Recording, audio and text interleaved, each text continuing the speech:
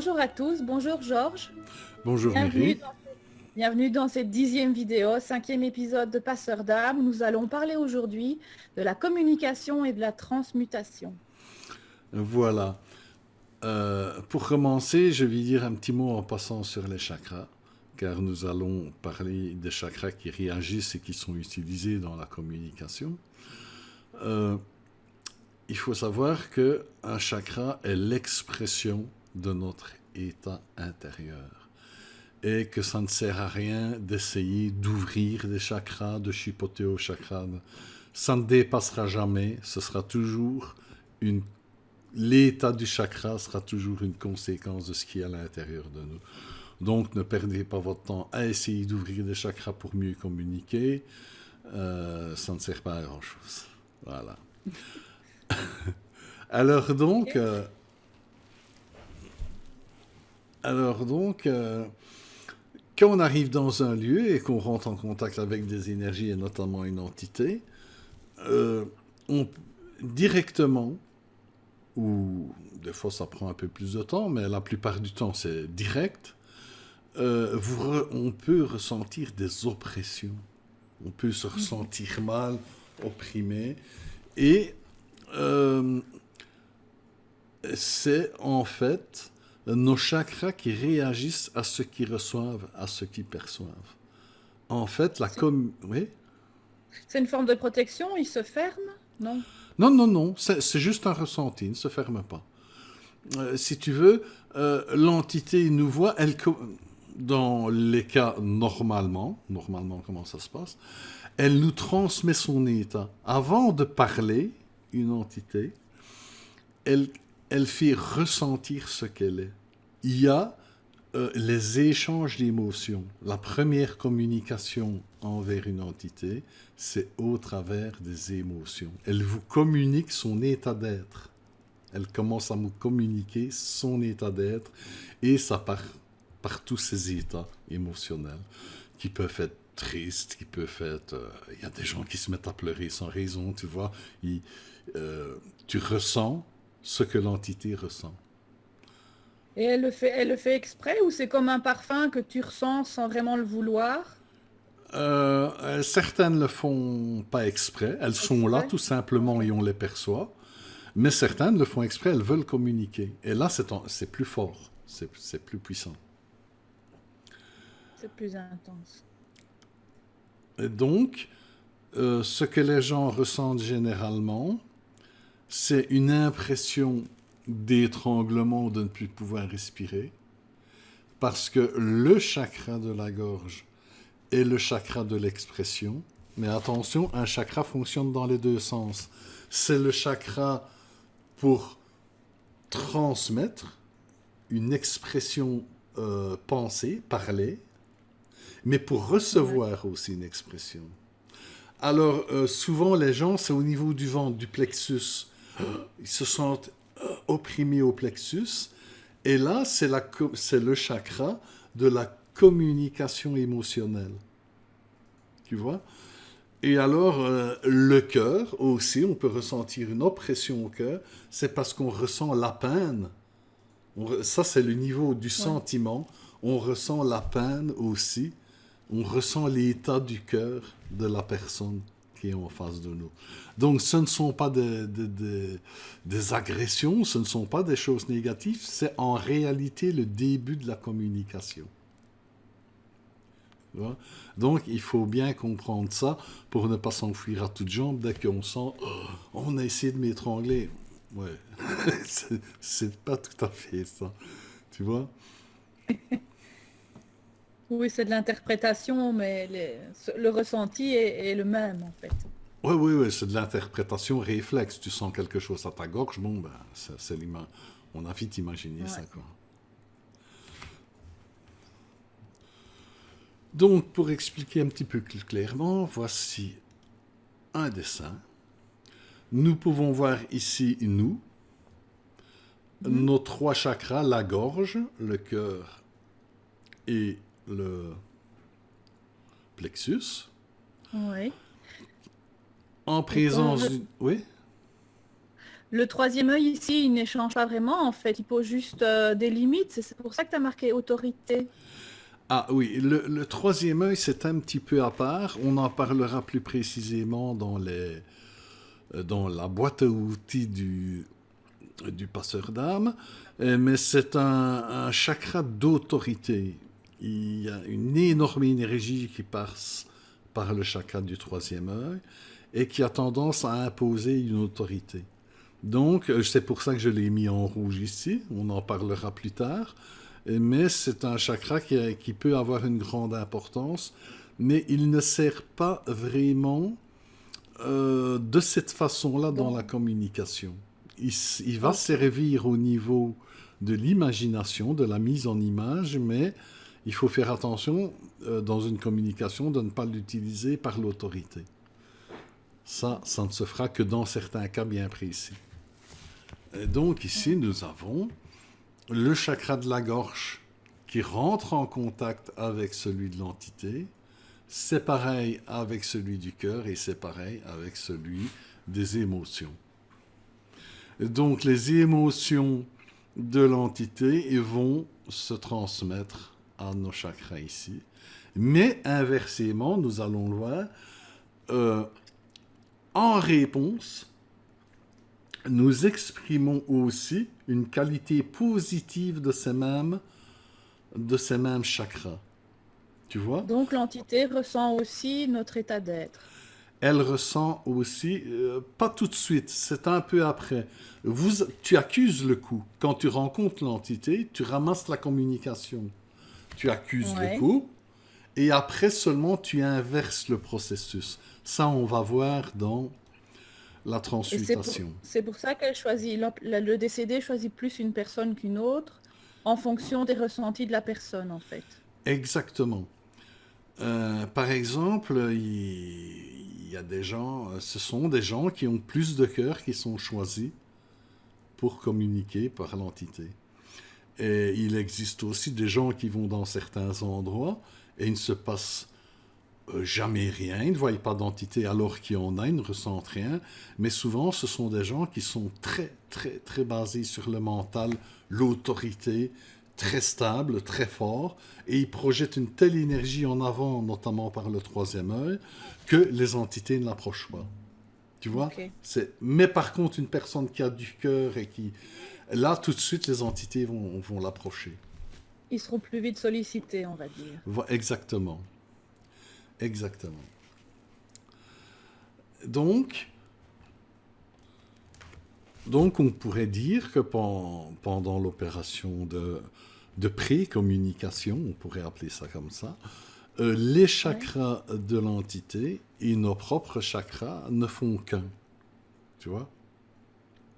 Ok. Pour ça, il faut drôlement avoir confiance pour accepter de mélanger ses propres énergies avec quelqu'un dont on ne sait rien et qui en plus est décédé. Donc c'est forcément quelqu'un qui a dû souffrir. À une entité qui cherche le contact, à de rares exceptions près, il y a toujours des exceptions, mais une entité qui cherche le contact est une personne qui souffre. Donc, si elle Ouais. voit, si elle repère, parce qu'ils voient des choses dans l'énergie mieux que nous, s'ils peuvent repérer, quand ils repèrent une personne qui sent, qui constate, qui a les capacités de les aider, elle lui tombe dessus. Mais donc, ce sont forcément des entités en peine, des gens qui ont des problèmes. Donc, c'est tout à fait normal que quand il y a un contact avec une entité, ben, ce n'est pas des petites fleurs et des oiseaux. Hein. Enfin, sinon, ils ne seraient pas là. Donc, c'est de la souffrance, de la tristesse et toutes ces choses. C'est normal.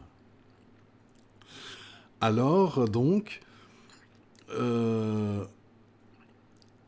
comme tu dis, oui, il faut être bon pour recevoir toute cette tristesse et toute cette énergie négative. Mais il faut savoir aussi une chose, c'est que toi, tes émotions, tes lourdeurs, tes tristesses, elles sont la partie visible d'un iceberg qui est ici en toi. Tu vois? Il y a un lourd fondement. Donc l'émotion que tu as, c'est euh, profondément ancré en toi, ça vient de tes expériences, ça vient de ce que tu as soigné, tu vois, c'est profond. Tandis que ce que tu reçois de l'entité n'a pas de fondement, tu vois. Ce n'est pas des choses que tu as vécues, ce n'est pas des choses que tu ressens très profondément en toi. Elles ne sont pas justifiées dans ton expérience. Donc, elles sont beaucoup plus faciles à traiter, à gérer, que tes propres émotions, qui, elles, ont une raison d'être et ont une histoire. C'est un petit peu comme tu as plus facile à consoler quelqu'un d'autre qui a un malheur que toi-même, si ça ne va pas. Tu vois? Parce que ce n'est pas ton expérience. Ton cœur va s'ouvrir plus librement parce qu'il n'est pas enfermé à cause d'un vécu particulier. Donc, c'est beaucoup plus facile qu'on ne le pense. C'est un peu comme quand on regarde un film finalement. On est capable de se mettre à la place des personnages, mais quand tu es à la télé, tu reviens à toi-même, c'est ça? Voilà, il y a une personne qui peut regarder une histoire d'amour qui tourne mal à la TV, c'est très triste et tout ça, et la fille peut pleurer en regardant, être touchée émotionnellement, mais 10 minutes après, c'est fini, quoi. C'est pas, tu vois, ce n'est pas même spécialement désagréable, selon, tu comprends ce que je vais dire. Ouais. Mais en réalité, au départ, tu n'acceptes pas. Ça te saute dessus. Tu te présentes à un endroit, bien, les émotions te sautent dessus. Mais tu peux les traiter assez facilement. Il faut toujours garder en tête que nous abordons les entités pas pour faire des reportages ou pour en tirer profit. Un passeur d'âme est là pour aider des gens en difficulté. Et donc, il ne peut rien t'arriver. Il faut bien se mettre à l'aise. Tu es protégé. Tu ne vivras que ce que tu as besoin de vivre pour évoluer. Il n'y a aucun problème. Tu n'es pas en danger. Voilà. Et c'est juste que c'est une communication avec laquelle on n'est pas habitué. C'est une vraie communication. Elle est forte, directe et elle va en toi. C'est de la vérité, c'est de la réalité. Ouais. Et on n'est pas trop habitué. Parler d'un mélange de télépathie, empathie, en fait. C'est pas un langage parlé, forcément. Oui, mais je vais dire la télépathie. Quand on parle de télépathie, c'est que tu perçois les pensées des autres. La télépathie, Oui, c'est c'est le mental, transmettre une le idée. mental Mais à ça, mental. c'est une idée. Je vais dire une pensée, je vais dire en elle-même, elle est froide. C'est, voilà, j'ai mis le sucrier dans l'armoire au-dessus, voilà. Mais, mais là, c'est vraiment un transfert d'émotions. C'est une communication vraiment globale. D'un coup, tu as vraiment l'état des lieux, tu ressens l'état des lieux vraiment de l'entité. Et ces pensées peuvent venir après seulement. Si tu acceptes le contact, que tu ne t'enfuis pas en pensant qu'un démon est en train de te détruire, si tu acceptes que tu commences à émettre de l'amour, de la compassion, à ce moment-là, un contact, les choses vont progresser. Donc la communication se fait par les chakras, mais ça reste quand même le cœur qui reste le chef d'orchestre de tout. Et oui, toujours. Les 3 chakras du haut, les 3 chakras du bas, ne sont que des chakras de fonction, de fonctionnement. Le chakra du cœur est le chakra du divin, du spirituel avec un grand spi. Tu vois, ça, c'est vraiment, c'est là le cœur. Et c'est ça qui guérit, c'est ça qui change tout. C'est ça qui Qui transforme l'ombre en transmute. lumière. Ah ouais, qui transmute, exactement. Donc, qu'est-ce qui se passe avec le chakra du cœur? Ben, tu ressens les douleurs, tu ressens les tristesses, tu ressens la peine de l'entité. Tu la reçois, de toute façon, tu n'as pas le choix, ça te saute dessus, comme je dis. Tu la reçois, et de là, comme un enfant qui est en panne, avec tout l'amour et la compassion que tu peux avoir en toi, tu consoles, tu soignes, tu aimes. Et là, ça, tu vas transmuter. Là, je vais mettre un petit dessin. Tu vois, tu reçois ici le sombre de l'entité qui forcément, elle est là, elle demande de l'aide, c'est pas très lumineux, c'est de la tristesse. Ça vient ici, tu reçois, et Ouais. après ton cœur va à l'encontre et transmute ces énergies de peine, comme on le fait avec un enfant. Tu... Ouais. Mais comment tu fais pour consoler quelqu'un qui a subi, par exemple, une injustice? Tu lui dis que tu le comprends, des choses comme ça, mais tu peux pas réparer son injustice, son préjudice. Donc, comment ça se passe? on C'est n'est la pas... lumière que tu envoies qui transmute simplement? Oui, on ne répare pas le passé. Oui. La personne que tu as en face de toi a vécu des choses terribles ou surtout les a mal comprises, les a mal vécues, mais tu n'es pas là pour réparer le passé. Tu es là pour guérir le présent, pour guérir les douleurs, les souffrances. Dans la vidéo suivante, on parlera un petit peu de ce qui convient de dire, qui ne sera Ok. pas répété au mot par mot, mais là, il y a avec le temps, l'expérience, il y a des Un petit façons protocole, allez. oui, on va appeler ça comme ça, mais enfin, des choses à dire qui ont un certain sens, qui font Ok. comprendre à la personne que le grand théâtre est fini et voilà quoi. Voilà. En fait, qu'est-ce que cherche une entité? Elle ne va pas chercher la justice, elle sait bien que tu ne vas pas réparer ce qui s'est passé dans le passé, mais elle cherche de l'amour, elle cherche de l'humain, elle Mhm. cherche à communiquer et à parler. Ça lui fait le fait de se confier à quelqu'un et recevoir de l'amour en retour. On ne se rend pas compte à quel point ça peut guérir.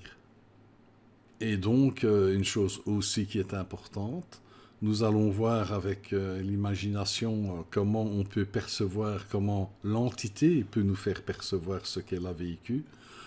Et il faut, on n'est pas là pour juger. Mhm. Les entités, elles ont besoin d'amour, de guérison, et pas de donneur de leçons. On n'est pas là pour ça.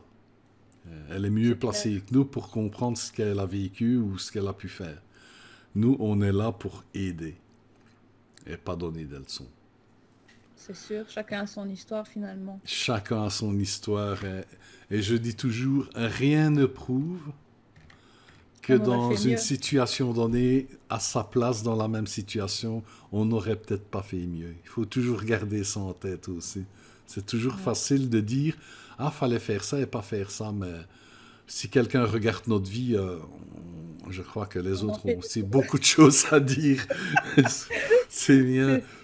C'est Arrivé à ce stade, est-ce qu'on doit trouver avec lui l'utilité de son expérience, de son vécu, ou alors c'est plutôt les guides qui reprennent le relais? Là, il y a un peu des deux. Les guides ne font jamais tout à ta place. Comme je l'ai Mhm. déjà expliqué, ils te laissent faire le maximum de ce que tu Que tu peux. sais faire. Et après, ils prennent le reste en charge.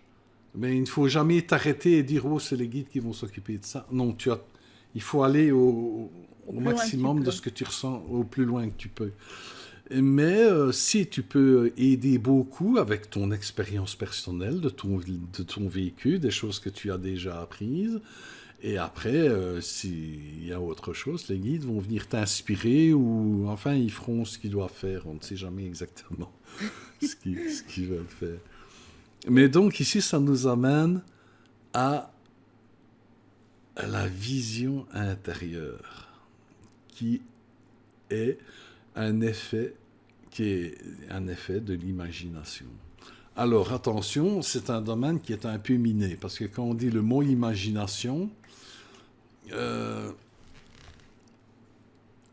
en général, on a dans l'esprit que l'imagination, c'est un truc comme un volcan avec plein de trucs qui sortent, que ça te sort des trucs faux, du n'importe quoi. D'ailleurs, on a l'habitude de dire que quand quelqu'un a vu quelque chose, ouais, c'est ton Mon imagination. imagination.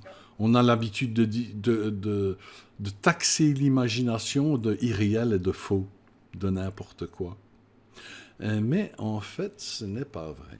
L'imagination est un outil qui permet de mettre en image une énergie, une sensation, une idée. L'imagination, c'est un outil très précieux et qui est très fiable. Elle ne met jamais en image quelque chose qui n'existe pas. Soit elle met en image quelque chose qui se passe, une entité, ça, la vie de l'entité, soit elle met en image des choses qui sont en vous. Mais elle peut mettre aussi en image des fausses conceptions que tu as, des croyances qui ne sont pas justes. Donc là, elle va exprimer des choses qui sont fausses, mais elle ne fait que montrer ce que tu as en toi. En fait, c'est un formidable outil d'introspection. Par ton imagination, tu peux découvrir des choses complètement idiotes que tu caches en toi. Tu vois? Mais en réalité, l'imagination ne ment jamais. Elle montre des pensées, elle montre des idées, des énergies, mais qui existent, qui sont là. Qu'elles soient justes ou pas justes, elle montre ce qui est là. Donc, en fait, l'imagination, contrairement à ce qu'on pense, est un outil très précis et très fiable. Soit il va nous informer, cet outil, sur les énergies, ce qui se passe autour de nous, que nous ne pouvons pas voir parce que nous n'avons pas un assez bon contact avec notre subconscient, soit parce que nous n'avons pas le don ou une perception suffisante que pour voir les choses. Donc l'imagination va s'occuper de ça pour nous. C'est ça que je disais au départ, que ce n'était pas nécessaire d'avoir un don inné qu'on a de voir des entités. Non, ce n'était pas utile, parce que l'imagination va remplacer le don, je dirais même avantageusement, à condition d'être clair avec soi-même et d'être en confiance avec soi.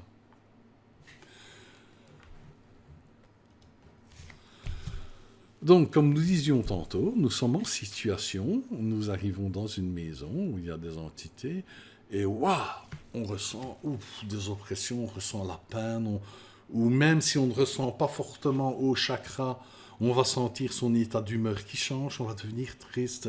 C'est la communication qui commence.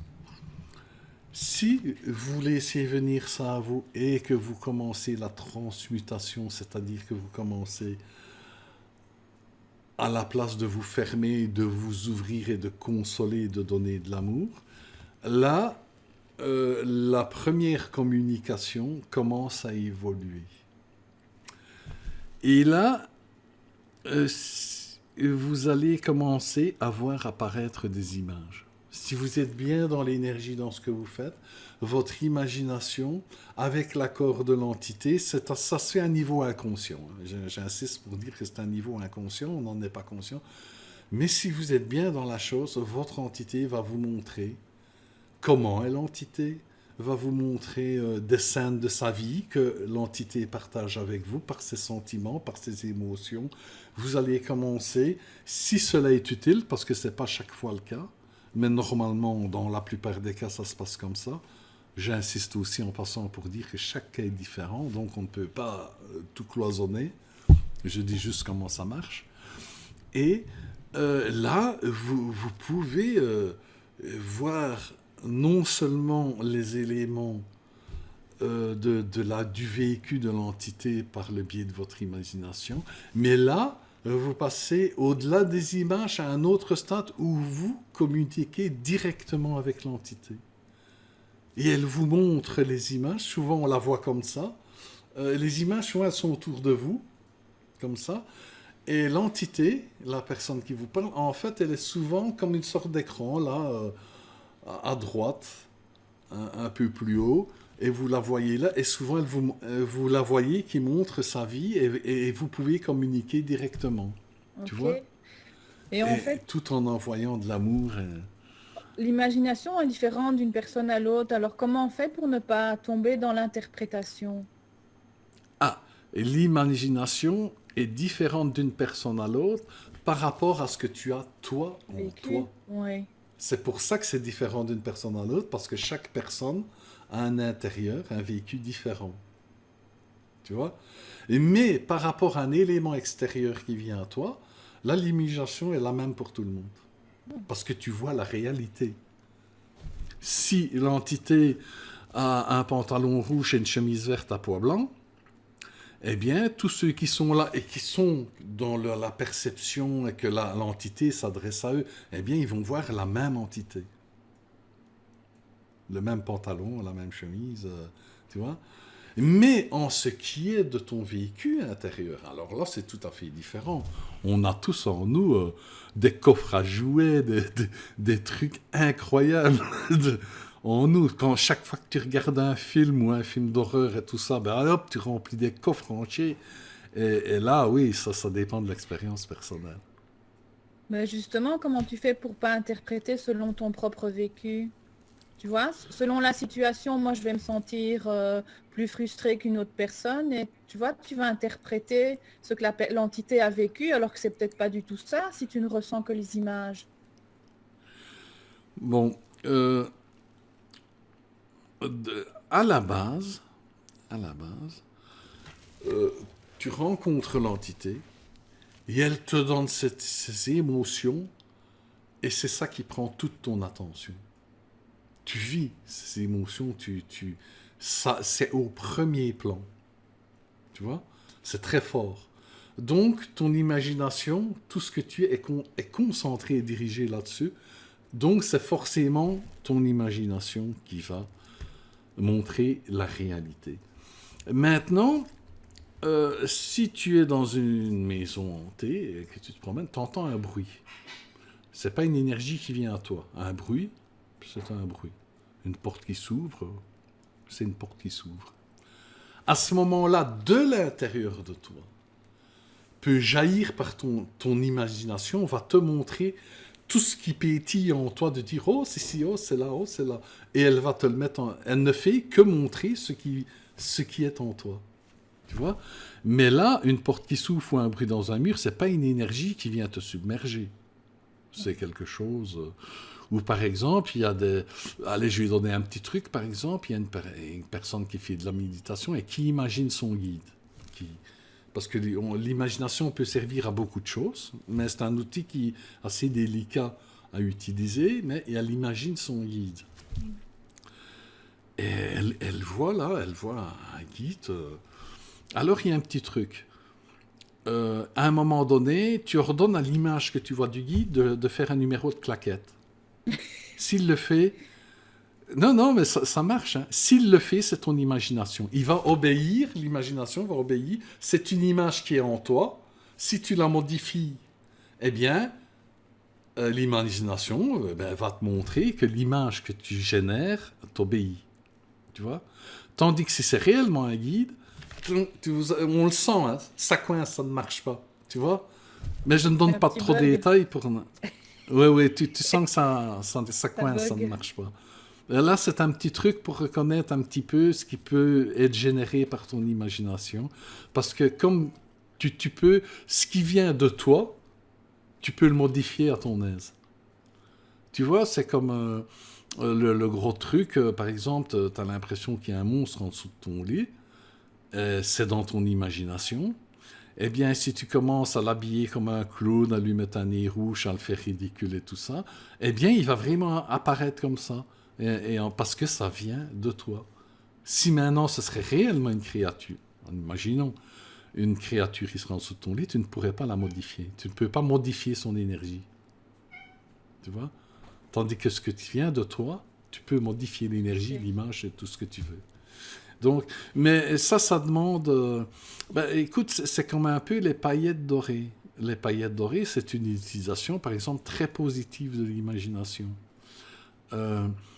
Où tu te sers de l'imagination pour te connecter à une énergie. En imaginant les paillettes dorées, qui est une énergie qui existe, tu t'y connectes. Et à un moment donné, tu sens que la chose à laquelle tu te connectes vient se connecte à ce que tu fais, et les paillettes de vie, dorées, prennent vie.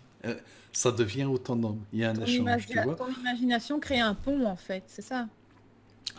ça ouvre une porte. Ouais. Ça crée un pont aussi, c'est une bonne image aussi.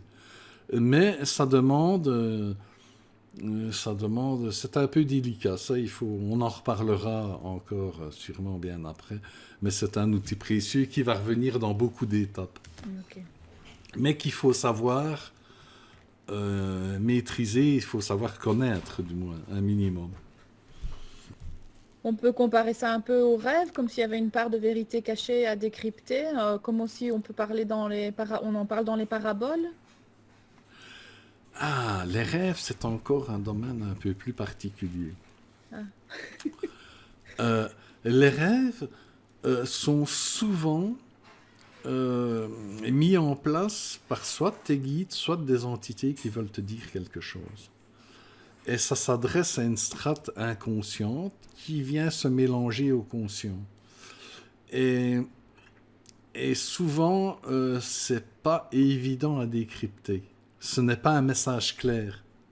En fait, c'est une inspiration qui prend forme selon le matériel qu'il peut trouver à l'intérieur de toi.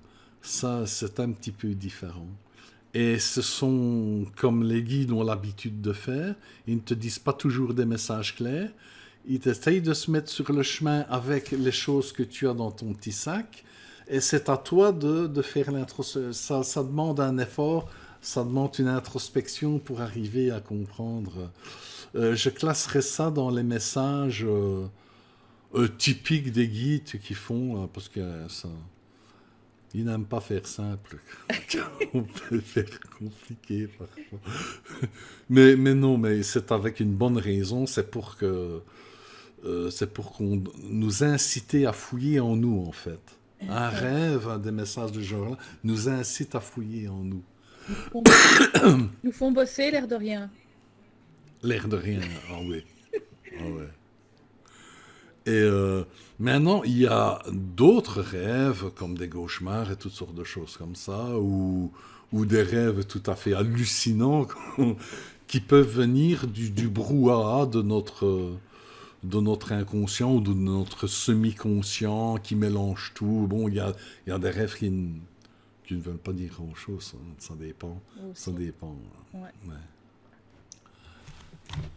Alors, pour clôturer, en tout cas dans cette vidéo-ci, le problème de l'imagination, il y a aussi un problème qui peut jouer contre nous, c'est le fait que l'intelligence, elle n'aime pas l'inconnu. Elle veut toujours être en sécurité et faire les choses les plus intelligentes possibles. Et donc, devant chaque situation, quoi qu'il se passe, l'intelligence, d'une manière mais très rapide, va aller chercher dans notre bibliothèque personnelle. Et pour y trouver ce qui correspond à ce qui se passe, pour identifier ce qui se passe. Et elle va valider ce qu'elle a de plus proche. Tu vois ? Et ça, l'intelligence peut aller chercher pas mal d'histoires pour l'imagination aussi. C'est toujours le cas. C'est quelque chose qu'il faut maîtriser aussi.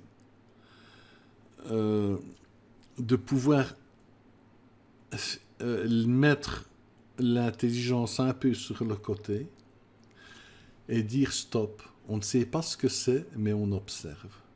On observe. L'intelligence va toujours t'empêcher d'observer. Elle veut vite mettre une raison. Elle veut vite combler le vide. Il faut pouvoir dire à ton esprit qui galope, non, stop.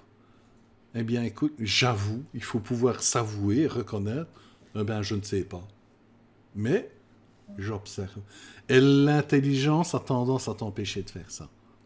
C'est comme la nature. Je parle d'intelligence réflexe. Ce sont des réflexes. Ouais. Tu vois? C'est comme la nature, ça a horreur du vide et ça comble les trous par un petit peu tout ce qui vient. Oui, mais elle le fait bien, la nature. Oui. Cette communication, finalement, cette transmutation, elle prend un certain temps malgré tout. Ça peut, généralement, c'est très rapide. C'est vraiment rapide. euh, pour que l'entité commence à se sentir mieux, soit calmée et qu'elle commence à être à l'aise, qu'on peut discuter enfin de ce qu'il y a à dire, des fois ça prend une ou deux minutes, pas plus. Des fois c'est très rapide. Il y a certains cas, ça peut être plus long, mais en général c'est vraiment très rapide. Voilà. Ça dépend surtout de dans quel état elle se trouve finalement, c'est ça? Ça dépend dans quel état elle se trouve, ça dépend. Ceux qui sont un peu plus longs, souvent ce sont les entités qui ont mauvais caractère, qu'on prend souvent pour des entités négatives, et qui ont tendance à résister, qui ne veulent pas écouter, mais qui restent là quand même, tu vois. Euh, Ça ne dépend pas non plus si elles sont influencées par d'autres entités plus négatives que l'état dans lequel elles se trouvent. ah oui, c'est vrai qu'arrivé à un certain stade, les entités qui sont assez négatives font souvent partie d'une bande, allez, on va dire ça comme ça. Ouais. Et souvent, il y a des entités encore plus noires qui n'ont pas autorité d'intervenir, parce que tout ça est réglementé, mais qui les coachent un peu comme une équipe de baseball, là, tu vois. Mais enfin, quand il y a une entité vraiment négative, c'est presque toujours le cas. Une entité vraiment négative est rarement seule. Alors que les Et donc, entités, je vais dire normales, souvent sont seules, ou enfin quoi qu'il y a de tout, hein. Des fois ils sont à beaucoup aussi. Ça. et donc le décédé que tu veux aider doit d'abord se défaire de cette mauvaise alliance et de ces mauvaises influences avant de pouvoir passer le cap et enfin transmuter avec le passeur d'âme. Eh bien, il ne doit pas vraiment se défaire des autres. En général, il est avec eux, il se laisse influencer parce qu'il n'a rien d'autre. Mais Ah d'accord. attention, le fait qu'elle est autorisée à te contacter et à venir intervenir dans le monde des vivants, je le répète encore, même si elle paraît très négative, c'est quelqu'un qui ne lui manque pas grand-chose. Donc elle ne tient pas plus que ça aux mauvaises influences qui sont autour d'elle, mais elle n'a que ça pour le moment. Mais si peu que tu lui tends la main et que la lumière, l'amour commence à passer, elle les a vite laissés là. T'inquiète pas, ça va très vite. Ça va très vite. Ok. Non, non. C'est beaucoup moins difficile que ça n'y paraît. S'il y a une difficulté dans le domaine des entités négatives, c'est de gérer tes peurs et de les démonter. Ça, c'est la difficulté. Mais sinon, en dehors de ça, c'est pas bien difficile. C'est les peurs. C'est toujours ça le problème. Le gros du travail. Voilà. Ben, je crois qu'on va en rester là pour cette vidéo-ci. Hein, on a Ok, fait... d'accord. Alors la prochaine vidéo, nous expliquerons ce qu'il faut leur dire. On parlera aussi des différents types de décédés et on parlera un petit peu aussi des phénomènes paranormaux. Voilà, on commence à s'approcher de la fin, petit à petit. Enfin, il y a encore à dire, hein, il y a encore beaucoup à dire. Je me demande même si je ne vais pas faire en plus une petite vidéo passeur d'âme sur les histoires vécues. Expliquer un petit Ok. peu. Si bien il me faudrait une pipe et un feu ouvert avec du feu. Oui, je me souviens. Ce sera une émission de 3 heures alors, c'est ça? Ah, ouf, oui. Allez, eh bien, merci à tous. Merci Mary. Au revoir à tous, au revoir Georges et bonne soirée. Au revoir. Ciao.